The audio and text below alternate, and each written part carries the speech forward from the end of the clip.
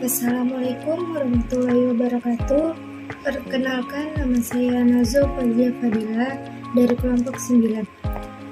Di sini saya akan menjelaskan tentang sejarah otonomi daerah dan pembagian kewarganegaraan antara pemerintah pusat dengan pemerintah daerah dalam konteks otonomi daerah. D. Sejarah otonomi daerah di Indonesia. Sejarah singkat otonomi daerah di Indonesia. 1. Masa awal kemerdekaan 1945 sampai 1959. Undang-Undang Dasar 1945 Pasal 18 mengatur pemerintahan daerah. Indonesia sempat menganut sistem federal atau RIS sebelum kembali ke negara kesatuan. Otonomi daerah masih dalam tahap eksperimen. 2. Demokrasi terpimpin 1959 sampai 1965 pemerintahan menjadi lebih sentralistik di bawah Soekarno. Pemberontakan daerah seperti PRRI atau Permestam terjadi akibat ketimpangan kebijakan pusat daerah. 3.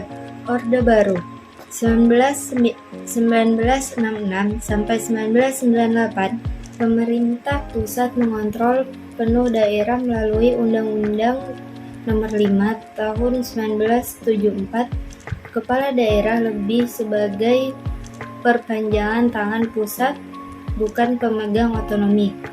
Nomor 4. Reformasi 1998 sampai sekarang, Undang-Undang Nomor 22 Tahun 1999 memberikan otonomi luas bagi kabupaten atau kota.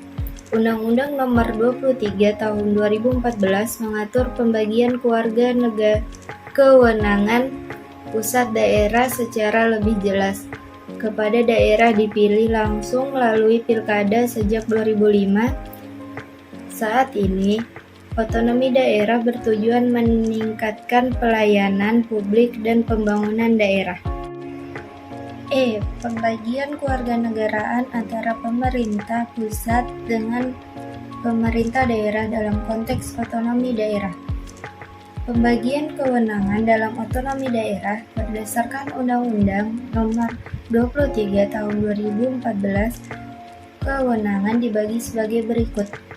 1. Pemerintah pusat mengurus urusan strategis nasional seperti politik luar negeri, pertahanan, keamanan, justisi, moneter, dan agama. 2. Pemerintah daerah provinsi atau gubernur, urusan lintasan kabupaten atau kota seperti pendidikan menengah atau SMA atau SMK, transportasi antar daerah, dan pengelolaan sumber daya alam. Kabupaten atau kota, bupati atau wali kota, urusan lokal seperti pendidikan dasar atau SD atau SMP, kesehatan, tata kota, dan administrasi kependudukan. Prinsip pembagian. Desentralisasi, daerah mengatur urusannya sendiri. Dekonsentrasi, pelimpahan tugas dari pusat ke gubernur. Tugas pembantuan, penugasan pusat ke daerah dalam urusan tertentu. Tujuan utama, efektivitas pemerintahan dan pelayanan publik yang lebih baik. Sekian presentasi dari saya. Kurang lebihnya mohon maaf. Saya akhiri. Wassalamualaikum warahmatullahi wabarakatuh.